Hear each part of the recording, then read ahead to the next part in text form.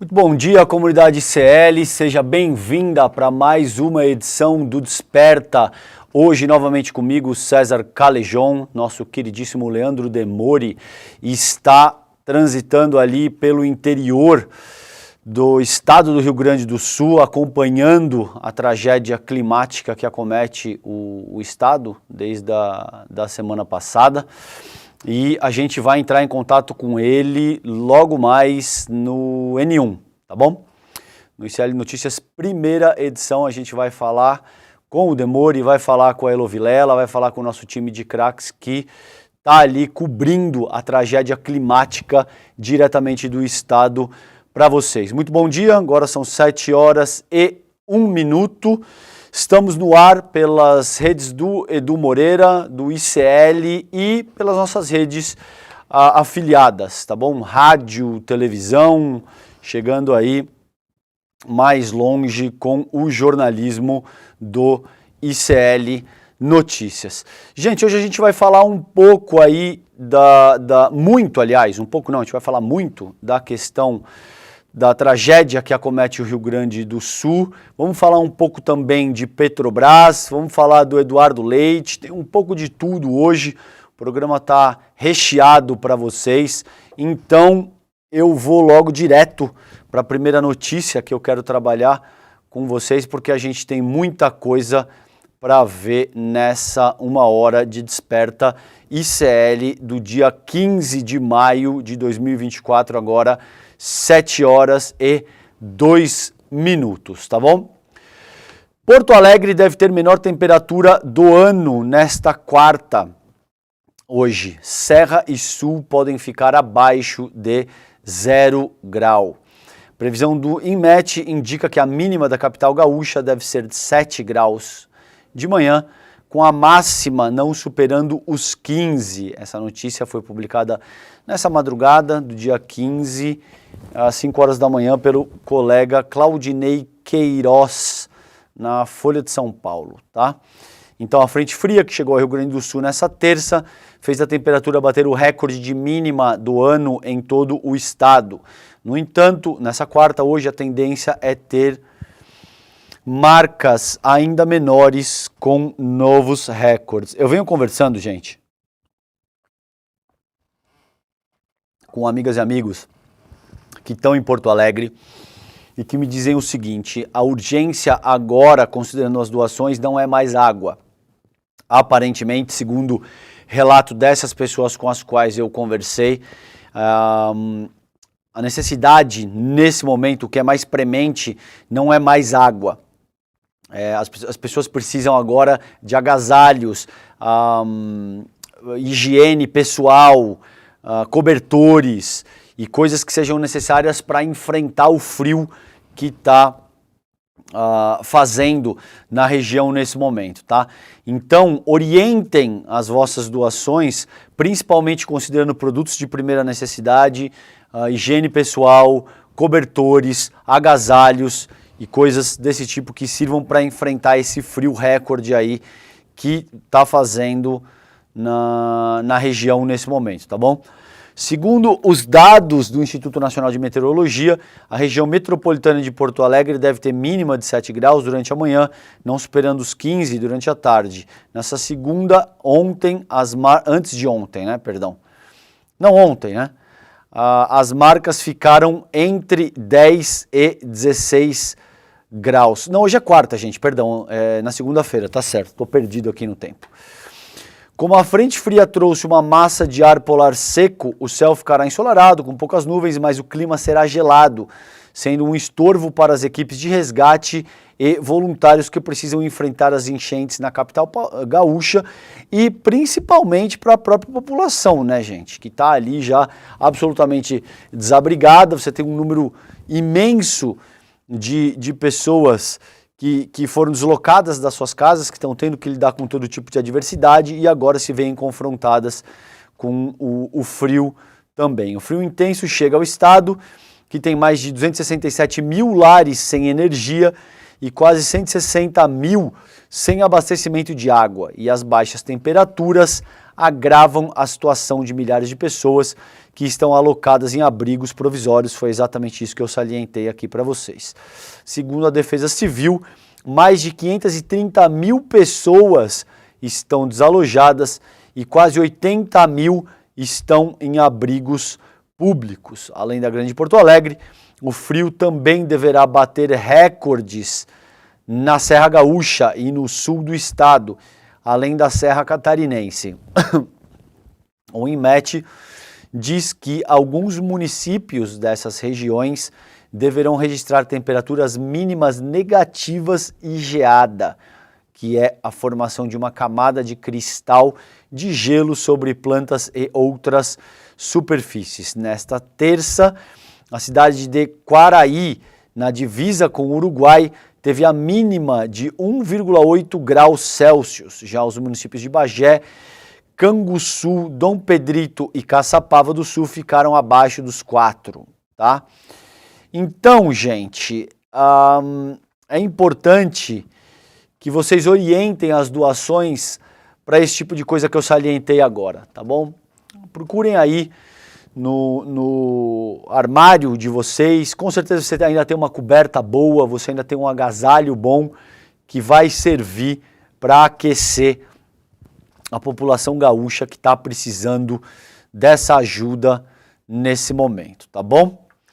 Gente, eu trouxe uma notícia, eu trago aqui uma notícia para vocês da Ponte Jornalismo, que aliás faz um jornalismo maravilhoso e o que é muito preocupante, eu sei que o Demore vem insistindo de forma reiterada nisso com vocês e também é uma questão que me preocupa muito, por isso que a gente vai avaliar isso na manhã desse dia 15 de maio aqui com vocês, tá bom? Diz o texto do colega Fábio Canata, especial para Ponte Jornalismo. Em meio a enchentes do Rio Grande do Sul, moradores criam grupos armados para combater, abre aspas, vagabundos. Agrupamentos de segurança informais que reúnem de lutadores de artes marciais a policiais de folga contratados irregularmente são terreno fértil para o surgimento de milícias, tá? Diz o texto, o desastre climático que atingiu o Rio Grande do Sul, deixando mais de 140 mortos e 538 mil desalojados, dos quais 80 mil instalados em abrigos, tem levado moradores a se organizarem por conta própria em grupos armados. Alguns com a presença de policiais de folga, contratados irregularmente, com o objetivo declarado de combater vagabundos, entre aspas. Para especialistas ouvidos pela Ponte, a iniciativa é um terreno fértil para o surgimento de milícias. Um policial que terá a identidade preservada por uma questão de segurança contou à reportagem que colegas da Polícia Civil e Militar têm recebido entre 30 e 40 reais por hora para fazer bicos em seus horários de folga, cuidando da segurança de ruas, condomínios e comércios desocupados por conta das chuvas. As vagas circulam em grupos de policiais no WhatsApp. Abre aspas para essa fonte que vai ser preservada pelo jornalismo da Ponte. Os colegas avisam no grupo que tem alguém oferecendo dinheiro pela vigilância e daí faz o recrutamento, explica essa pessoa. Mas não são apenas policiais contratados regularmente que têm feito a segurança nas regiões alagadas. Em vários bairros da cidade e também na região metropolitana de Porto Alegre, há relatos de grupos formados por civis para defender residências e comércios de criminosos que agem embarcados. A reportagem teve acesso a fotos e vídeos gravados num desses locais na zona sul da capital. Tem um vídeo aqui, eu não vou passar porque eu não vou me estender muito nisso, eu só quero chamar a atenção para a urgência dessa pauta e para a importância do trabalho. Ao longo da semana passada circulou uma imagem, um cidadão pegando mantimentos que aparentemente pertenciam a um mercado, a um comércio. Muito provavelmente essa pessoa estava com fome e um policial atira, ele faz um disparo, o disparo pega na água ao lado dessa pessoa e o policial dizendo que era para a pessoa deixar os mantimentos ali. É óbvio que isso é uma questão delicadíssima, porque enquanto as forças policiais têm que manter a ordem estabelecida, do outro lado você tem pessoas que estão passando fome. Do outro lado você tem pessoas que estão desesperadas, que muito possivelmente podem estar há dias sem comer e que estão pegando comida no sentido de fazer a manutenção da própria subsistência. Tá? Então é uma questão extremamente sensível, complicadíssima. É óbvio também, tem essa imagem aqui, para você que me assiste no YouTube, é essa imagem aí, que eu não vou rodar aqui também, mas é desse policial efetuando um disparo em direção a um suspeito de estar saqueando um estabelecimento, pegando comida, porque muito provavelmente essa pessoa também estava numa situação absurda de vulnerabilidade e estava com fome. Então é uma questão complexa, é uma questão delicada, para a qual a gente tem que tomar muito cuidado, porque como aponta o jornalismo da Ponte, isso é um terreno fértil para a formação de milícia, e a gente pode ter toda sorte de problemas e dificuldades em virtude disso, tá bom? Gente, muito bom dia para você que chega agora, são 7 horas e 11 minutos do dia 15 de maio.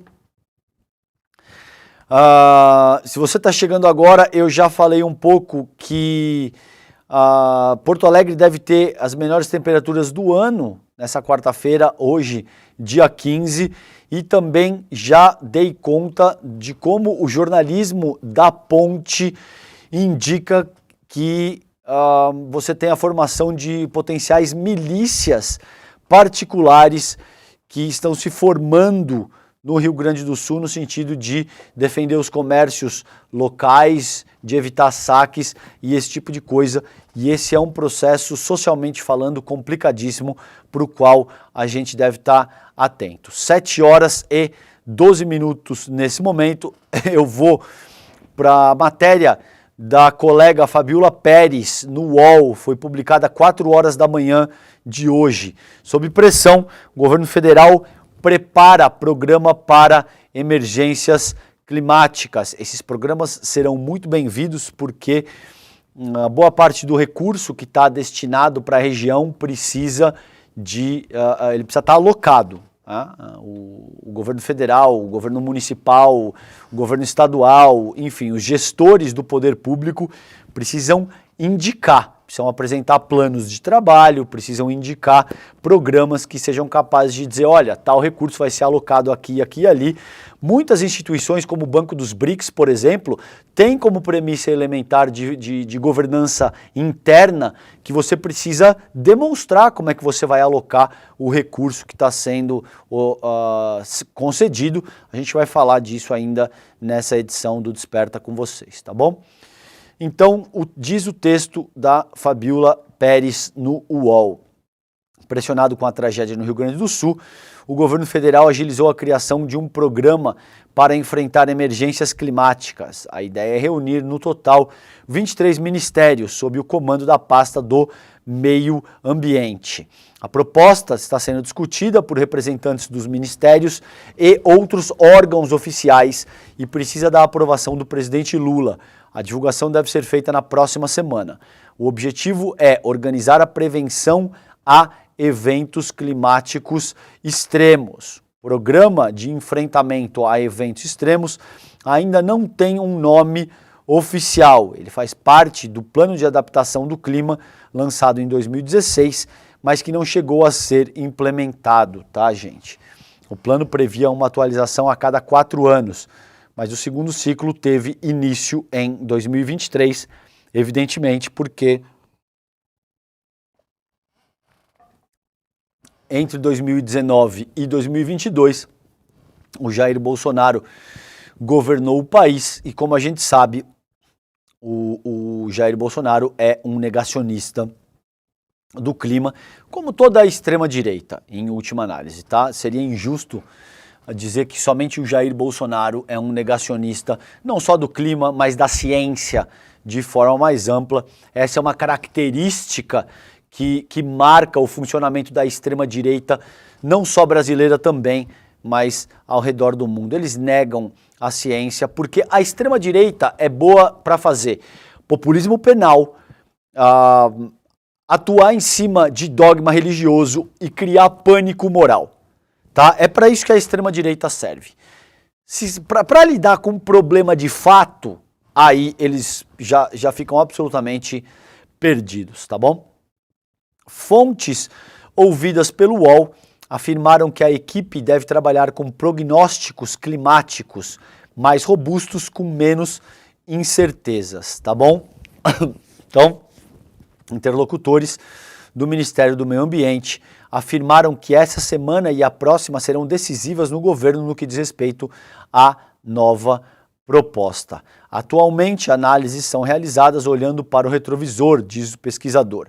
O especialista em mudanças climáticas, Pedro Ivo Camarinha, do CEMADEM, que é o Centro Nacional de Monitoramento e Alertas de Desastres Naturais, explica que havia dificuldade em considerar mudanças climáticas futuras nas discussões com gestores públicos. Ele afirma ainda que no passado havia poucos modelos climáticos disponíveis e confiáveis para fazer projeções para as próximas décadas.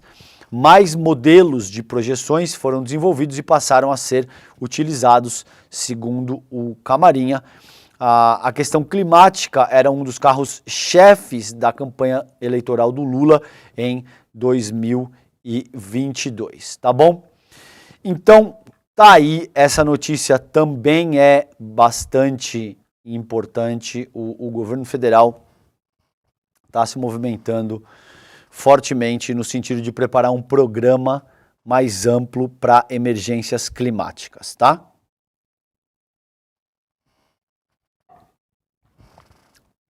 Muito bem.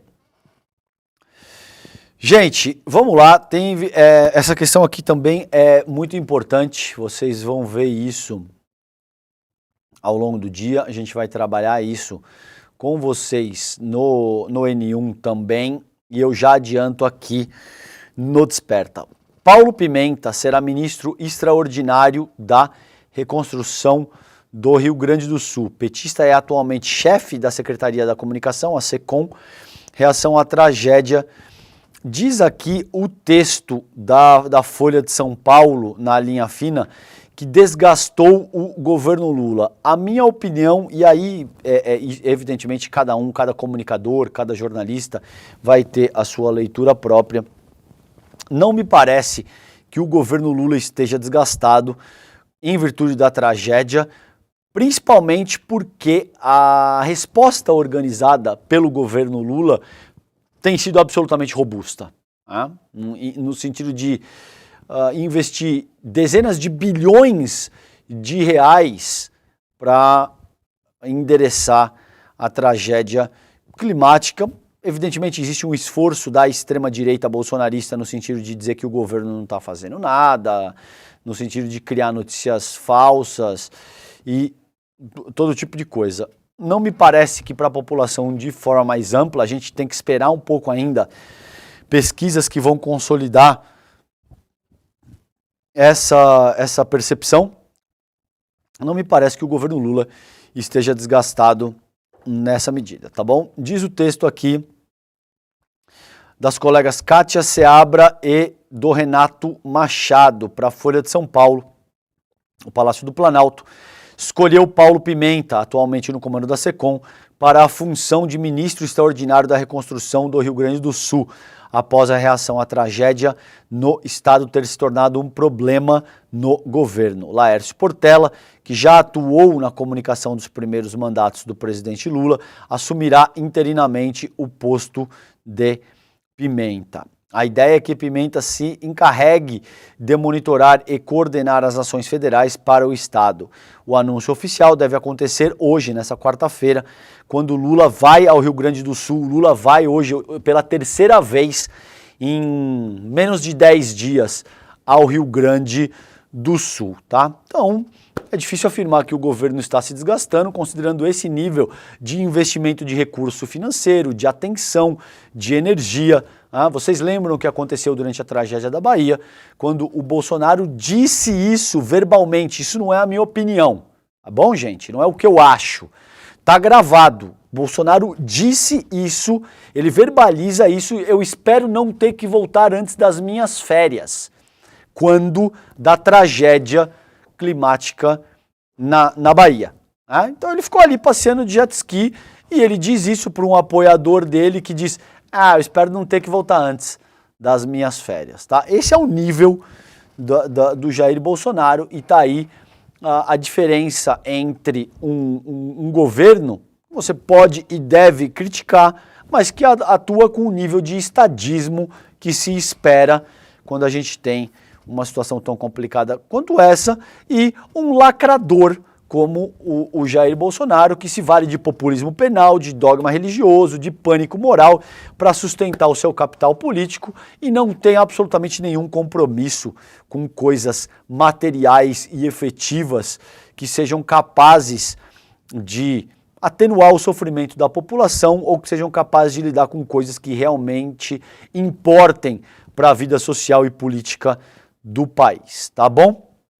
Então o Lula vai de novo ao Rio Grande do Sul para visitar as áreas atingidas pelas inundações e anunciar um novo pacote de medidas ainda hoje, nessa quarta-feira, dia 15 de maio. A tragédia no Rio Grande do Sul atravancou a estratégia de comunicação pré-definida pelo governo e, incomodado com a reação de oposicionistas às medidas federais, Lula decidiu anunciar no estado uma série de ações em resposta às críticas.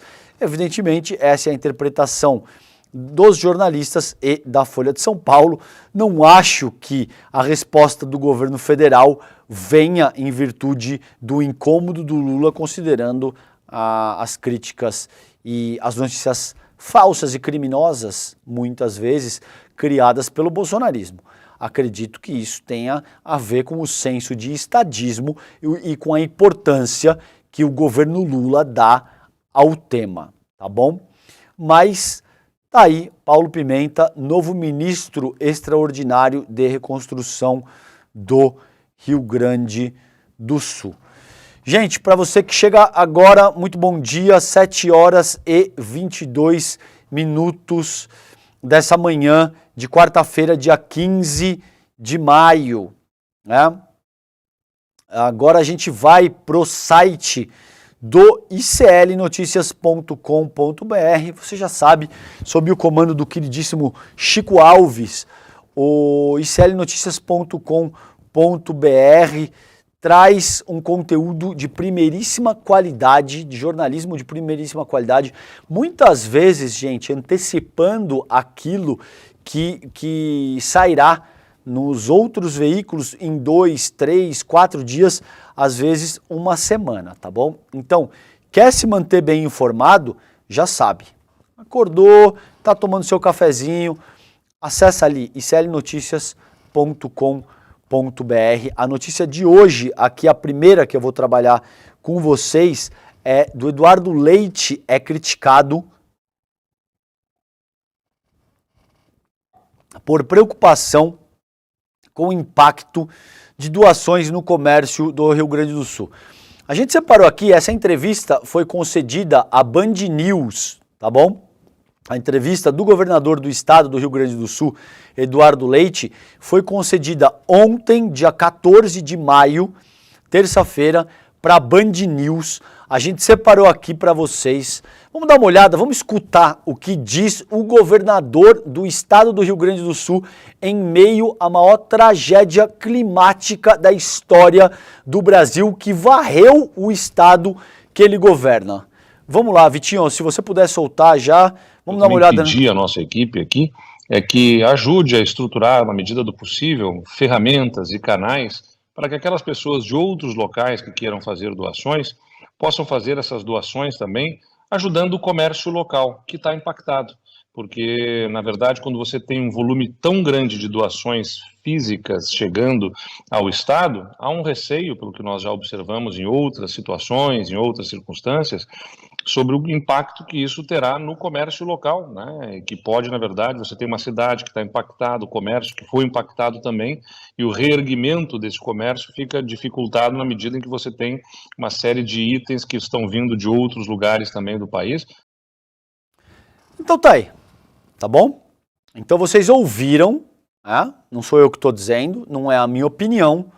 Tá aí o Eduardo Leite com receio do impacto que as doações, tá, que chegam abundantemente de todo o país podem causar no comércio do Rio Grande do Sul, tá bom? Governador, francamente, primeiro as pessoas não morrem de fome, elas não morrem de sede e elas não morrem de frio e depois elas recuperam a economia. A sua lógica, a lógica que o senhor apresenta nessa ocasião, é muito parecida com a lógica do bolsonarismo durante a pandemia. É a lógica do o comércio não pode parar, né? As pessoas, enfim, quem morrer, morreu, que era a lógica do bolsonarismo na ocasião. Isso resultou em mais de 700 mil vidas perdidas durante a pandemia. E me parece aí, talvez eu esteja equivocado, que o senhor está defendendo o lobby dos comerciantes, dos grandes comerciantes no Rio Grande do Sul. Porque é inacreditável, a meu ver pelo menos, que o senhor, enquanto governador do estado, esteja preocupado com o impacto que as doações dos brasileiros vai causar no comércio do Estado. É óbvio que tem uma questão, considerando a reconstrução da estrutura comercial do Estado. A gente viu dados que apontam que 9 entre 10 empresas foram tomadas pelas enchentes. Agora, primeiro, governador, vem a questão humana. Primeiro, as pessoas precisam ter o que comer. Primeiro, elas precisam ter o que vestir para não morrer de frio, considerando que em algumas regiões do vosso estado a temperatura pode ser até negativa ao longo dessa semana. Elas precisam ter água para tomar. É inacreditável que o senhor se coloque numa posição tão frágil e que se diga preocupado e com receio, considerando o impacto que as doações vão causar no comércio do Rio Grande do Sul. Isso denota a prioridade do senhor Eduardo Leite, que como bom liberal está preocupado com o comércio do Rio Grande do Sul, quando você tem as pessoas sem casa, quando as pessoas estão sem abrigo, sem comida, sem água, sem roupa, sem ter como se agasalhar de um frio absurdo que faz do estado nessa ocasião, tá bom? Agora sim, Eduardo Leite, a gente sabe que liberais como o senhor pensam dessa maneira. É só inacreditável que o senhor não tenha o mínimo de comedimento e uma equipe de comunicação minimamente razoável que diga, não, tudo bem, governador, a gente sabe que o senhor pensa dessa maneira, mas não verbalize isso nessa ocasião, dessa forma, porque isso vai ficar muito ruim para a sua imagem. É inacreditável que o senhor não tenha o mínimo de uma estrutura de assessoria em comunicação que lhe diga, não, governador, não é uma boa ideia salientar isso dessa maneira, tá bom? Porque que liberais pensam na economia antes de vidas humanas, a gente sabe isso desde o liberalismo vitoriano, tá bom? Isso não é novidade, faz séculos que isso acontece dessa maneira. Tá aí, é essa a notícia do iclnoticias.com.br, dando conta da preocupação, do receio, tá bom? Do Eduardo Leite, que está muito preocupado que as doações dos brasileiros vão causar um impacto no comércio local. Gente, 7 horas e 29 minutos nesse momento, ainda no iclnoticias.com.br. População de abrigados no Rio Grande do Sul é maior do que a de 92,5% dos municípios do país, com mais de 18 mil pessoas em 73 abrigos. Canoas é a cidade com mais gente acolhida nesses espaços. A Elo Vilela passou, nossa queridíssima e brilhante Elo Vilela, passou pela cidade de Canoas essa semana, esteve em loco ali, fez o jornalismo brilhante que lhe é peculiar, tá bom? Então tá aí, vivendo uma tragédia sem precedentes. O estado do Rio Grande do Sul tem uma multidão de 76.580 pessoas vivendo em 837 abrigos improvisados em ginásios, universidades, escolas, prédios públicos e até estacionamentos. Se fosse o número de habitantes de um município, seria maior do que a população de 92,5% das cidades brasileiras, considerando que apenas 419 das 5.570 cidades possuem mais residentes, segundo o censo 2022 do IBGE. Então veja que loucura. É nesse contexto que o governador do estado se diz preocupado que as doações do povo brasileiro para um estado que foi varrido pela maior tragédia climática da história do Brasil vão impactar o comércio local. Esse é o nível de prioridades do governador do estado. Então, tá aí, a situação é muito complicada, você tem muita gente que foi deslocada das suas residências, você tem, dos 497 municípios do Rio Grande do Sul, 446 foram afetados, o que corresponde a 89,7%.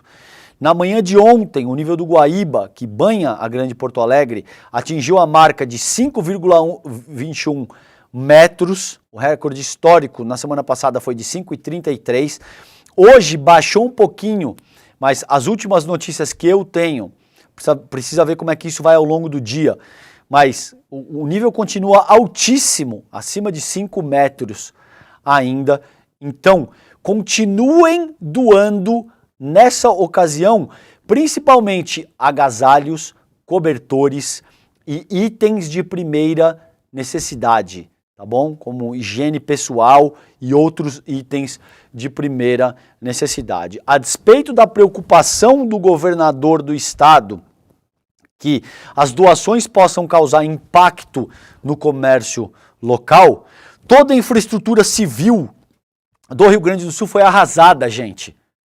Não tem como fomentar o comércio local nessa ocasião, porque o comércio está debaixo da água.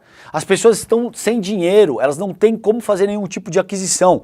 Continuem reforçando as doações na medida do que vocês puderem, independentemente do que diga o governador do estado, o Eduardo Leite. Tá bom?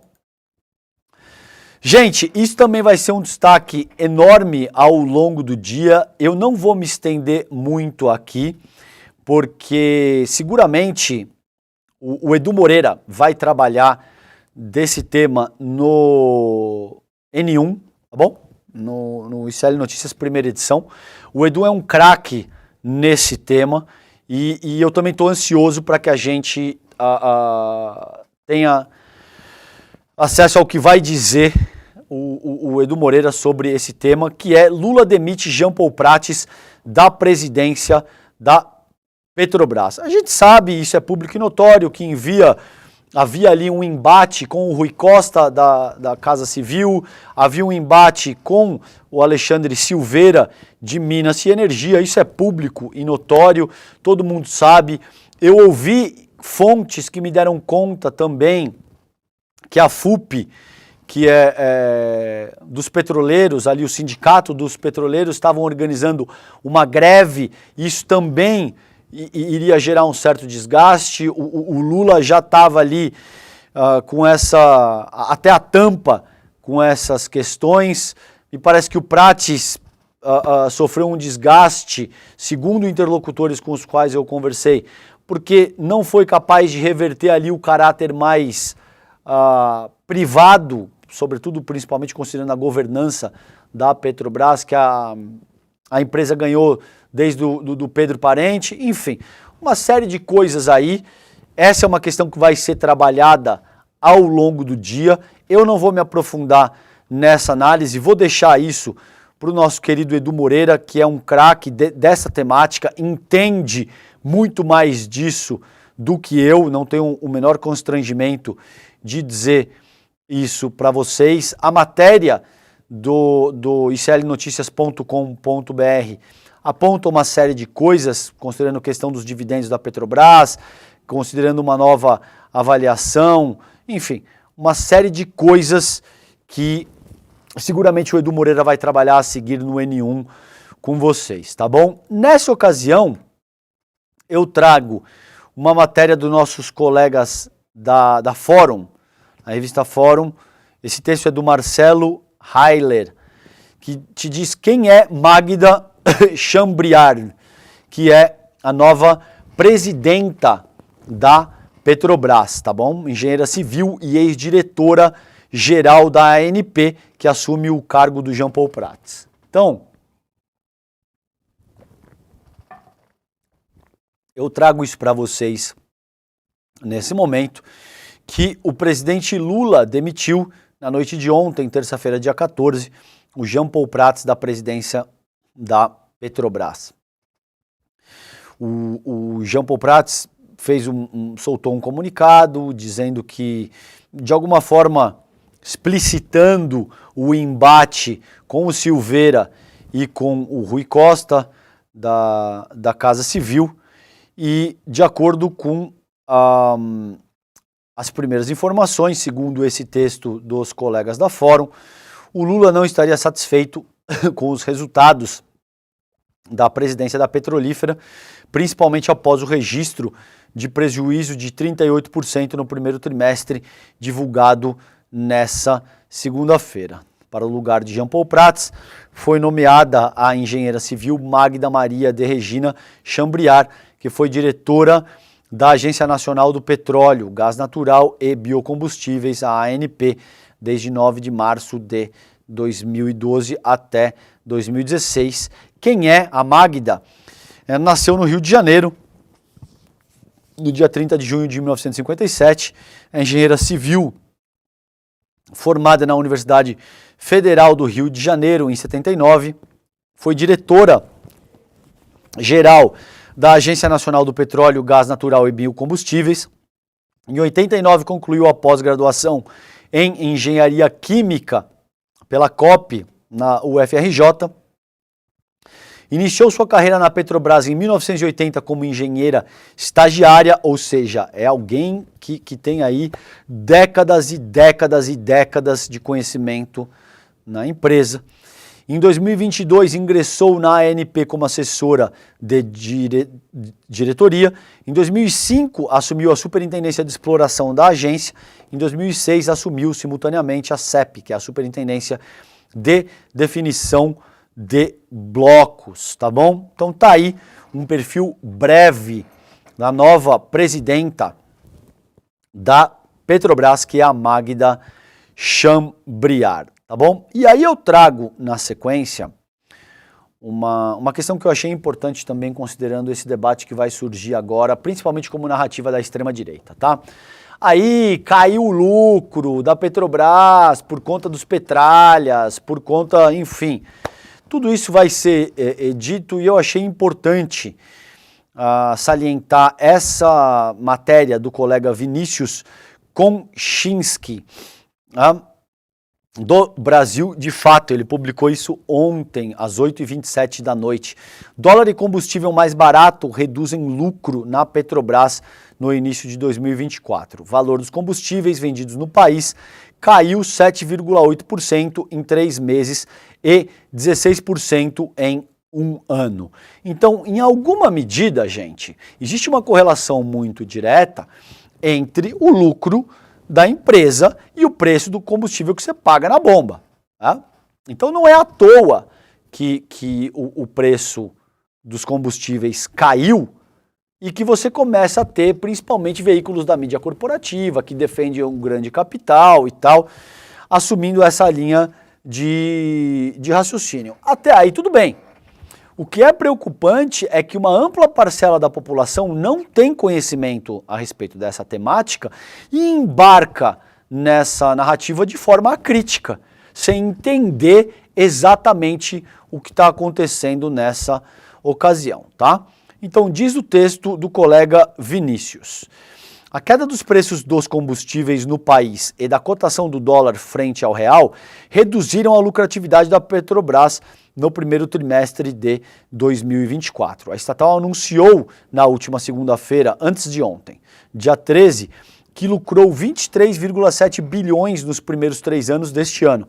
Isso é 41,8% a menos do que no trimestre anterior e 37,8% a menos do que o mesmo trimestre do ano de 2023. Segundo a empresa, o lucro menor tem a ver com questões sazonais e conjunturais. Isso que eu digo, muito provavelmente é uma questão mais ampla, mais complexa, que envolve uma série de outras questões também.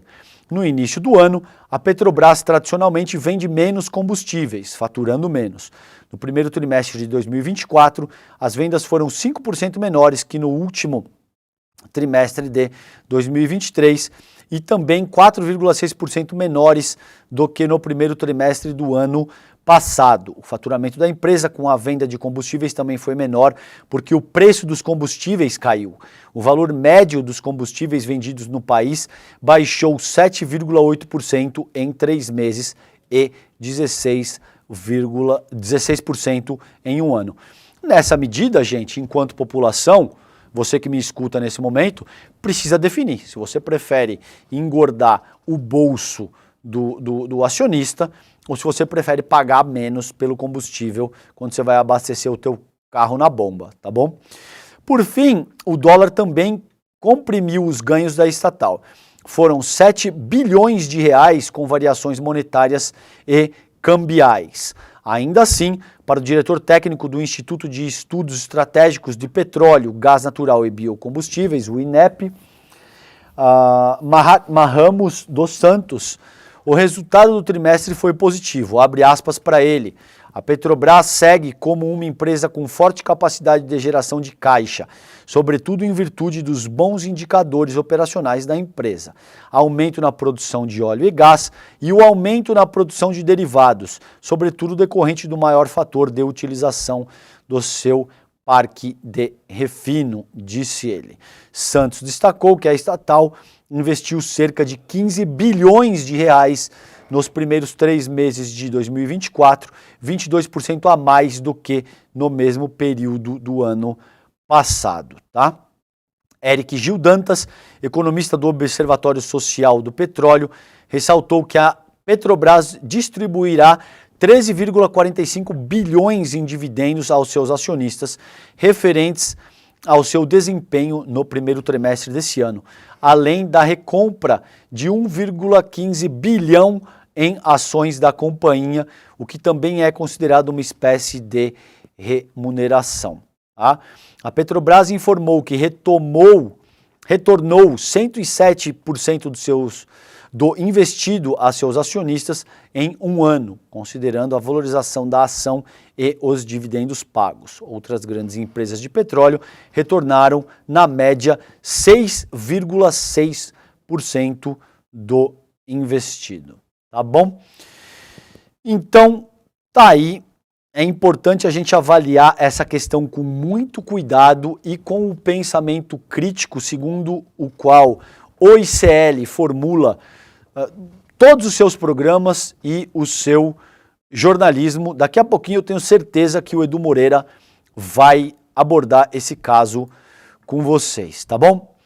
Gente, 2 questões aqui que eu acho importante salientar com vocês, que é a Dilma levantando 5,7 bilhões via Banco dos BRICS a reconstrução do Rio Grande do Sul após chuvas. Veja, eu separei 2 notícias com relação a esse tema para vocês. A primeira é do Guilherme Mazui, foi publicada no G1 ontem, 10 horas e 52 minutos, tá bom? E foi atualizada a 14 horas a notícia. Diz a manchete: Banco dos BRICS vai destinar 5,7 bilhões à reconstrução do Rio Grande do Sul após chuvas, diz Dilma. E aqui aparece, no começo do texto, a ex-presidente Dilma Rousseff afirmou nesta terça-feira que o novo Banco de Desenvolvimento, o Banco dos BRICS, hoje presidido por ela, vai ajudar com 5,75 bilhões no financiamento de obras de reconstrução do Rio Grande do Sul,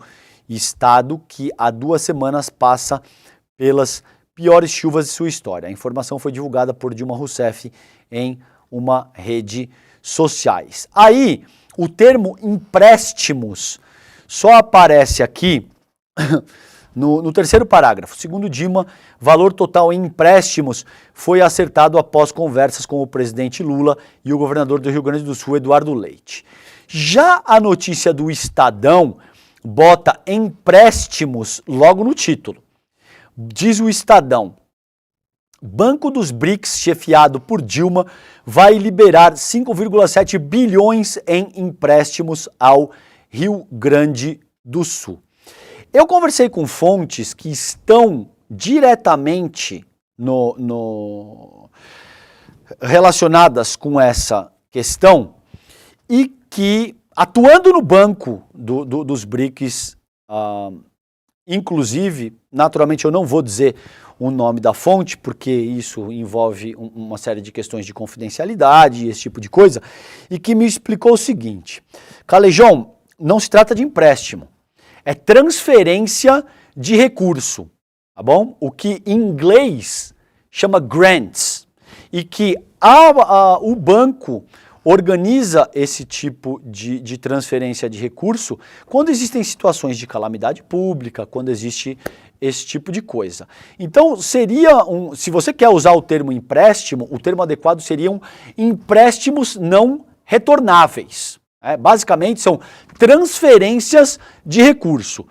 Pode ser que nem o G1 e nem o Estadão organizaram os seus títulos dessa maneira, o Estadão sendo mais agressivo nessa medida, por deliberação, mas eu vou dar o benefício da dúvida que pode ser que esses veículos ainda não saibam disso, porque essa informação vem diretamente de um colega que está atuando dentro do próprio Banco dos BRICS. Então pode ser que esses veículos de comunicação ainda não estejam absolutamente a par de como é que vai funcionar essa questão. São transferências de recursos que precisam necessariamente estar atreladas a projetos de como o governo brasileiro, o poder público brasileiro, seja no nível federal, estadual ou municipal, vai alocar esse recurso para que o próprio recurso seja liberado. Isso é uma questão de governança interna do próprio Banco dos BRICS. Essa é a atualização que a gente tem, pelo menos até esse momento. Caso isso mude, caso isso tenha qualquer divergência, eu trago a atualização para vocês aqui no ICL, tá bom? Mas por que é importante salientar isso? Imaginem vocês se um queridinho do Estadão, por exemplo, eu nem vou salientar nomes aqui porque a ideia não é atacar ninguém nominalmente, mas você imagina se ao invés da Dilma, se a gente tivesse um queridinho desse, do capital financeiro, do Estadão, da Broadcast, tá bom? Do Infomoney, da XP, se a gente tivesse um queridinho desse, levantando 5 bilhões de reais em transferências de recursos que devem ser alocados para mitigar o estrago e catalisar o processo de reconstrução do Rio Grande do Sul. Gente, vocês teriam o Estadão dando capa durante uma semana com essa figura, tá bom? Você imagina se fosse, sei lá, o Armínio Fraga, o Delfim Neto, que levantou esses recursos em forma de transferência de recurso. Seria uma semana de capa do Estadão dizendo: temos um novo salvador da pátria, tá bom? Agora, como é a Dilma, são 5,7 bilhões em empréstimos ao Rio Grande do Sul. E você tem o bolsonarismo, naturalmente, dizendo que os juros serão exorbitantes, que isso é uma roubada, naturalmente trabalhando com notícias falsas, que é o que eles sabem fazer, tá bom? Então tá aí. Gente, vamos lá para o Sul 21, eu tenho acompanhado com vocês o trabalho que o time do Sul 21 vem fazendo ao longo dessa semana. Parabéns para eles, um jornalismo profissional de primeiríssima qualidade. Diz aqui a notícia que foi publicada pela redação deles ontem, às 18 horas e 26 minutos. Ex-diretores do DEMAE e DEP apontam falta de manutenção e sugerem medidas imediatas. Tá? Manifesto assinado por mais de 30 especialistas indica que sistema que deveria proteger Porto Alegre na enchente é eficiente, mas não teve a devida manutenção. Por que será que o senhor Sebastião Melo não quer falar em culpados nesse momento? Não é verdade? Por que será que o prefeito da cidade não quer politizar a questão? Ex-diretores do Departamento Municipal de Água e Esgoto, o DEMAI, do extinto Departamento de Esgotos Pluviais, o DEP, e da recém-privatizada Corsan, em conjunto com outros especialistas na área, assinam um manifesto em que sugerem uma série de medidas a serem adotadas para reforçar o sistema de proteção contra inundação de Porto Alegre e facilitar o processo de vazão da atual inundação que atinge a cidade. Na abertura do manifesto, os signatários defendem que o atual sistema é robusto, eficiente e fácil de operar e manter, mas que não está operando adequadamente pela falta de manutenção, gente. Então não adianta deixar a comporta enferrujada e depois, quando a gente tem a maior tragédia climática do estado, ficar colocando saco de areia, caro prefeito. Precisa fazer a manutenção, tá bom? Eles pontuam que o sistema de proteção é composto por cerca de 60 quilômetros que se estendem da Freeway ao norte até o Morro da Assunção, ao sul, sendo composto pelo Muro da Mauá e diques externos e internos a uma cota de 6 metros de altura, a altura máxima da água registrada na atual inundação. A maior já registrada é de 5 metros e 35 centímetros, que isso aconteceu no dia 5 de maio, 10 dias atrás, tá bom? No muro há 14 comportas que, em dias normais, permanecem abertas e são fechadas em casos de inundação. O sistema também é composto por 23 casas de bombas que também possuem comportas. Abre aspas. Esse sistema, quando totalmente fechado, impede o extravasamento das águas sobre a cidade, impede a inundação até a cota de 6 metros, 6 metros acima do mar. E como são retiradas as águas geradas dentro de Porto Alegre? Através do bombeamento das casas de bombas, diques internos e condutos forçados. Segundo o documento, os vazamentos do sistema são resultado da falta de manutenção das comportas, tanto ao longo do muro, abaixo da Avenida Castelo Branco e junto às casas de bombas, alertando ainda que estas falhas já foram percebidas na cheia do Guaíba de 2023, tá bom? Então, gente, quem quiser ler a matéria inteira, acessem ali o site do Sul 21. Agora, existem culpados, tá bom? Existem culpados, houve negligência, uma série de coisas que precisam ser avaliadas com muito cuidado, não só no sentido de determinar a responsabilidade, sim, que é para isso que existe o poder público, tá bom? Prefeito, governador e presidente da República não serve só para ficar postando em rede social lacrando com pânico moral, populismo penal e coisa que o valha, um dogma religioso. Essas pessoas precisam sim ser compelidas a assumirem as suas devidas responsabilidades. Agora, esse não é só o caso. É importante fazer essa responsabilização para que futuros cenários análogos a esse sejam evitados, tá bom? Então tá aí da onde vem essa ladainha de não vamos politizar a tragédia. Gente, ainda no site do Sul 21, desinformação climática é um dos motores da tragédia, diz pesquisadora. As plataformas são corresponsáveis pela falta de transparência, isso vem da Agência Brasil.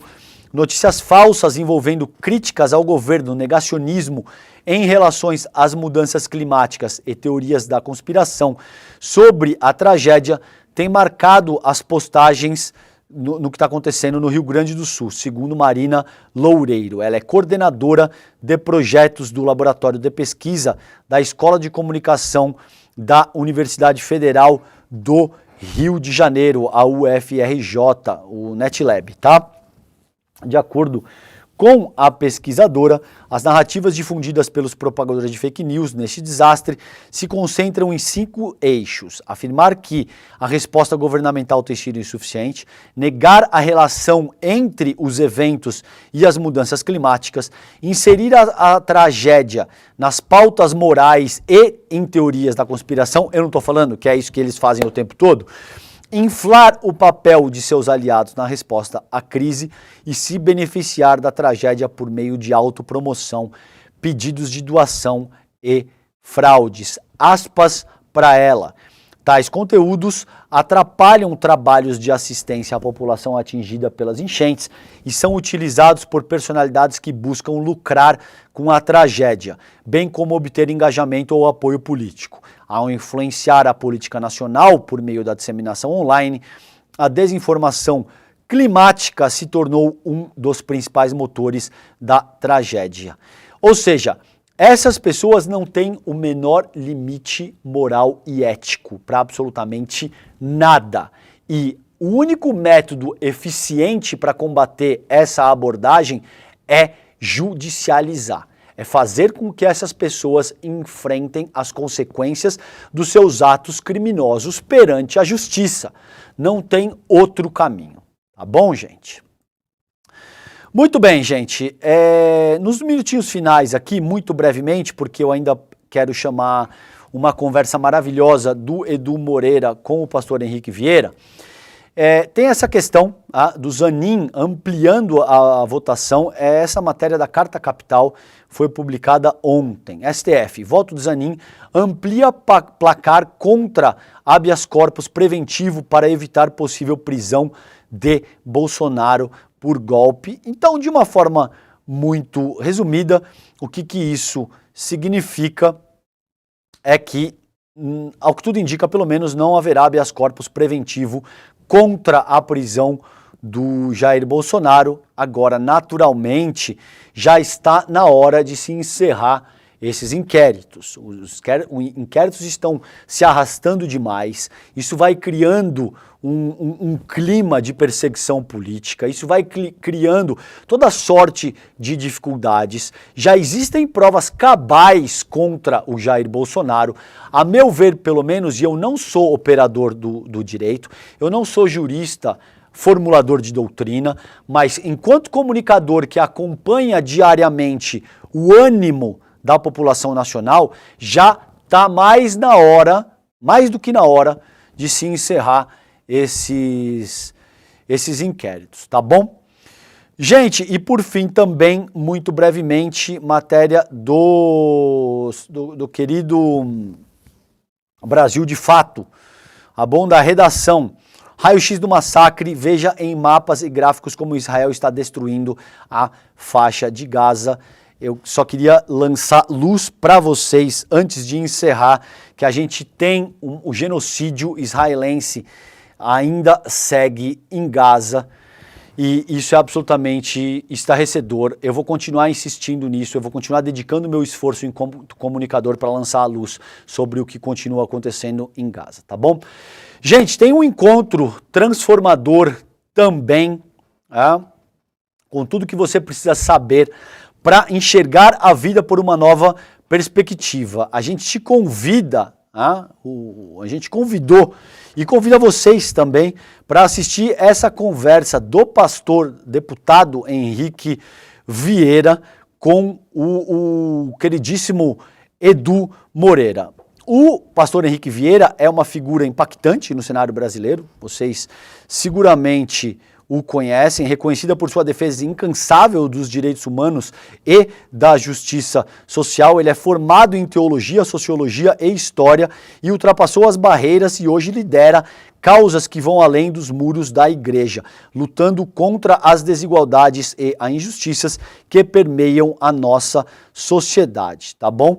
Então, tá aí, vai acontecer esse debate, essa conversa em busca do melhor da vida, lições do pastor Henrique Vieira, um encontro transformador que fará você repensar a vida, com o nosso queridíssimo Edu Moreira, no dia 26 de maio, domingo, 20 horas. Vale muito a pena, o Henrique Vieira é um craque, eu sempre lembro, o Frei Beto me disse algo que me marcou muito, que vai ao encontro do trabalho do Henrique Vieira, gente. O Frei Beto me disse o seguinte: Calejão, o que Jesus Cristo trouxe para a Terra é um projeto político de emancipação popular.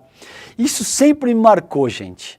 E a forma como, de fato, Frei Beto, como o Henrique Vieira trabalham essas questões e lutam por emancipação popular, lutam por pensamento crítico. Isso vai absolutamente ao encontro do que a gente faz aqui no ICL. Tá imperdível esse encontro do Edu Moreira com o queridíssimo pastor Henrique Vieira, tá bom? Com isso eu encerro o Desperta ICL de hoje. Vocês ficam agora com o ICL Notícias primeira edição e o time de craques do nosso jornalismo, tá bom? Um beijo, bom dia para vocês, fiquem bem, tchau, tchau. Foi preciso esperar 6 anos, mas a pergunta, quem mandou matar Marielle Franco, tem agora uma resposta. Durante 6 anos, o trabalho da imprensa foi fundamental, não só para buscar informações que foram trazidas a público, mas também para cobrar as autoridades, para que as investigações andassem. Era um campo minado, né? Que a polícia ali estava comprometida. Por que ele vira a chave e faz a delação? Você não precisa ser nenhum detetive para perceber que era uma investigação completamente cheia de buracos, lacunas, ações estranhas dos policiais. Existe um papel fundamental da imprensa para mostrar que essa investigação, que esse inquérito estava contaminado. Acho que não havia essa expectativa dos mandantes de que a Marielle, por exemplo, se tornasse um símbolo internacional da luta pelos direitos humanos. The world wants to know who ordered the murder of Marielle Franco. Veja a importância da resiliência dos colegas que nunca abandonaram esse caso. A Polícia Federal diz ter concluído as investigações de um crime que há 6 anos aguarda a resposta. Quem ordenou a morte da vereadora Marielle Franco e do motorista Anderson Gomes e por quê?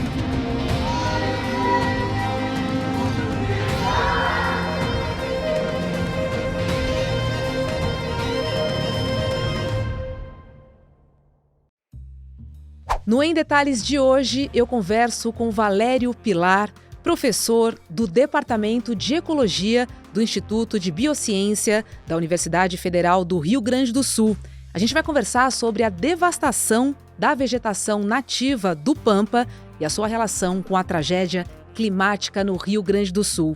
O Pampa sofre com a agricultura de exportação, o avanço das lavouras de soja e das florestas de eucalipto. Não perca Em Detalhes, às 10h30 da manhã, logo após o ICL Notícias, primeira edição.